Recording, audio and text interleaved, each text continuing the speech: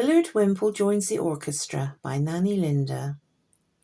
Willard was playing his recorder one Sunday afternoon, and all the windows were open as it was a warm sunny day in June.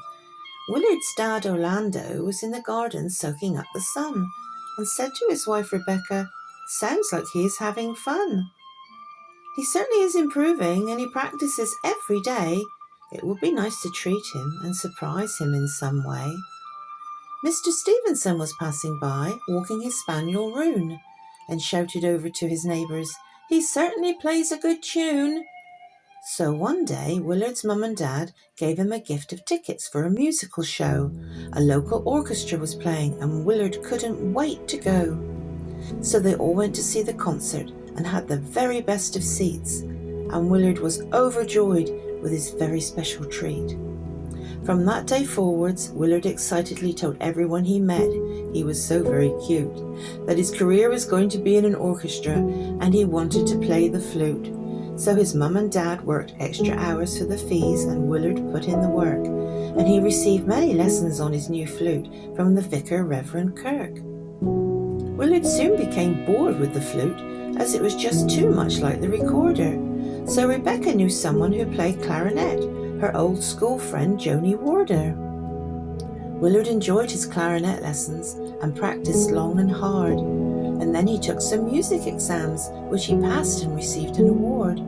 But as the months passed by, Willard again wanted to learn something more, so he decided to speak to his school music teacher, the talented Mr. Gore.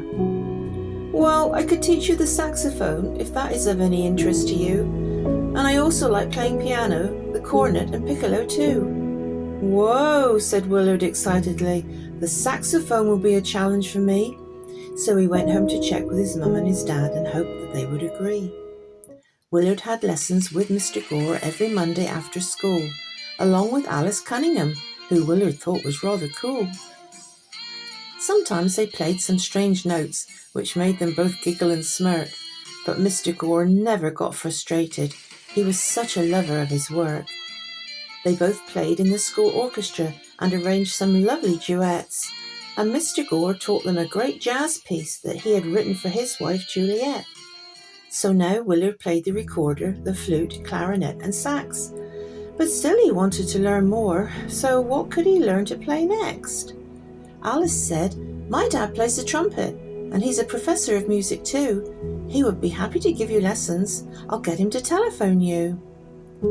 As the years went by, after learning the trumpet, Willard tackled the bassoon, trombone and French horn, and his parents began to realize that in Willard a musical genius was born.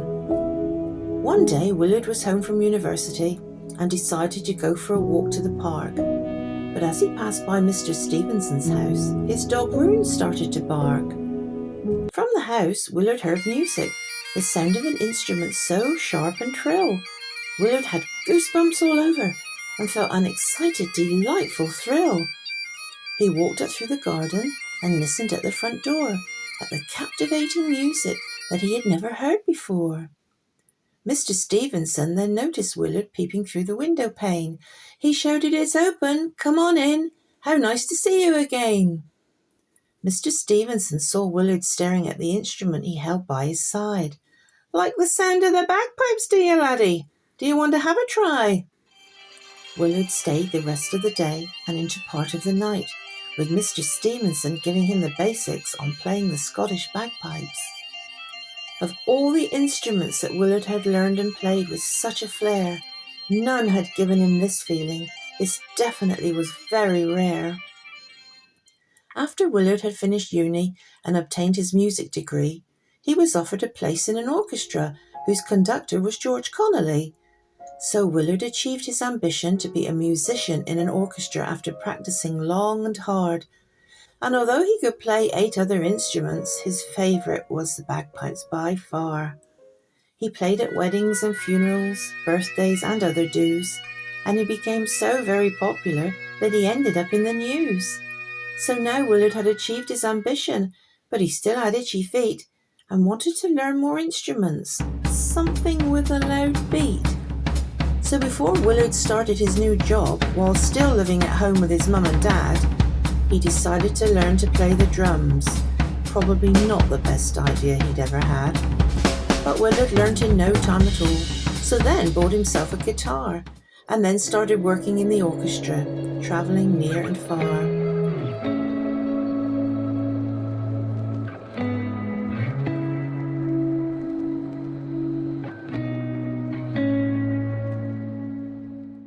Willard gained so much knowledge that when George Connolly retired, the board of the orchestra offered him the job, and immediately he was hired. Willard's parents were so proud that he had achieved his ambition and so very much more, and hoped he would buy his own house now and his instruments would have somewhere to be stored. One day, Willard phoned his mum and dad from New York in the USA to tell them that Alice Cunningham had joined the orchestra that day. They again played their sax duets in concert all around the world, and when they came home at Christmas, they brought their new little baby girl. Orlando and Rebecca were overjoyed when they all came to stay. It would be a Christmas to remember, such a special holiday. Baby Katrina was not the best of sleepers and woke if someone coughed, but Willard plays her the bagpipes, and then she always nods off.